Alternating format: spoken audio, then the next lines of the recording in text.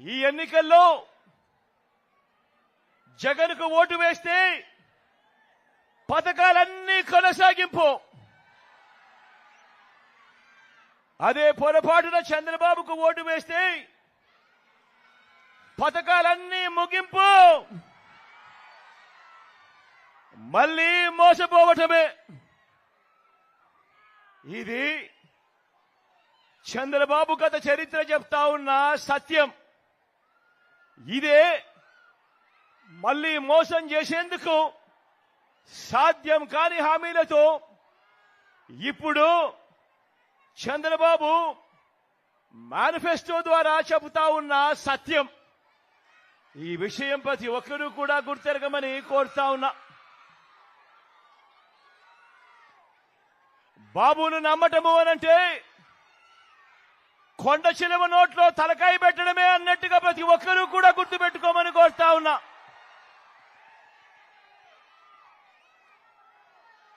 మరి మన చోడవరంలో మీరంతా మీ ఇంటింటి భవిష్యత్తును రక్షించుకునేందుకు,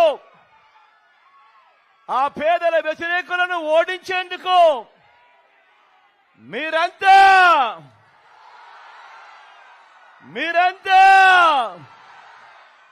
సిద్ధమేనా?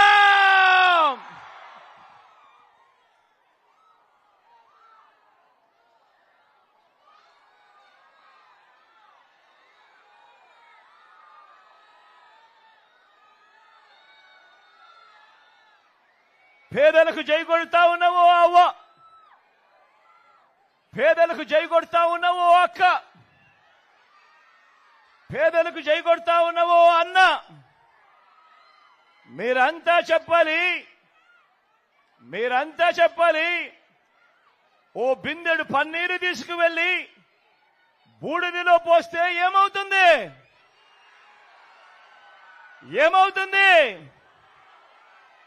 ఆ బిందెడు పన్నీరు కాస్త గోవిందా గోవిందా. ఈరోజు మనం మాట్లాడుకోబోయే విషయం కూడా ఆ గోవిందా గోవిందా.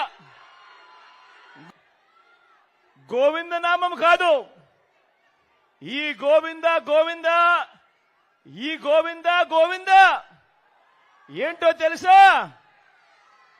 మన చంద్రబాబును నమ్మితే ప్రజల జీవితాలు ఏమవుతాయో, గతంలో ఎలా ప్రజలు చెడిపోయారో, ఆయన మోసానికి ప్రజల బ్రతుకులు ఎలా అతలాకుతలమయ్యాయో చెప్పే గోవిందా గోవిందా. మరి చంద్రబాబు ఈ రాష్ట్ర ప్రజలను నమ్మించి ఏమేమి గోవిందా గోవింద చేశాడో చూద్దామా? ఒకసారి గుర్తుకు తెచ్చుకుందామా? సిద్ధమేనా?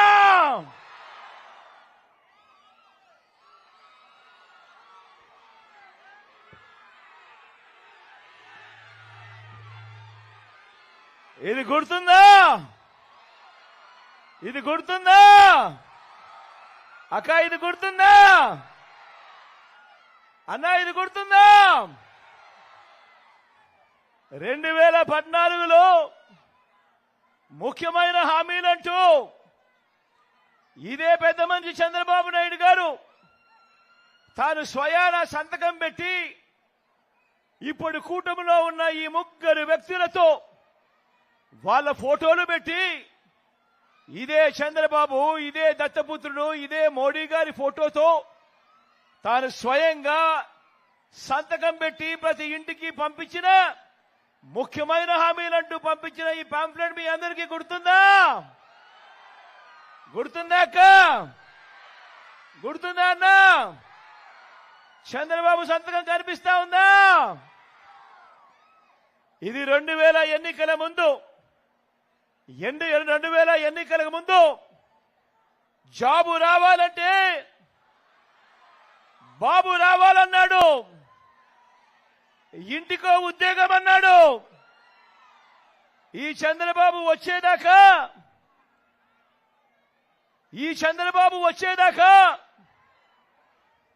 ఎన్నికలు వచ్చేదాకా, ఎన్నికలు అయిపోయేదాకా ఈ చంద్రబాబు అన్న మాటలేమిటి? జాబు రావాలంటే బాబు రావాలి. ఒకవేళ జాబ్ ఇవ్వకపోతే ఏమన్నాడు? ఇంటింటికి 2000 రూపాయలు నిరుద్యోగ భృతి అన్నాడా లేదా?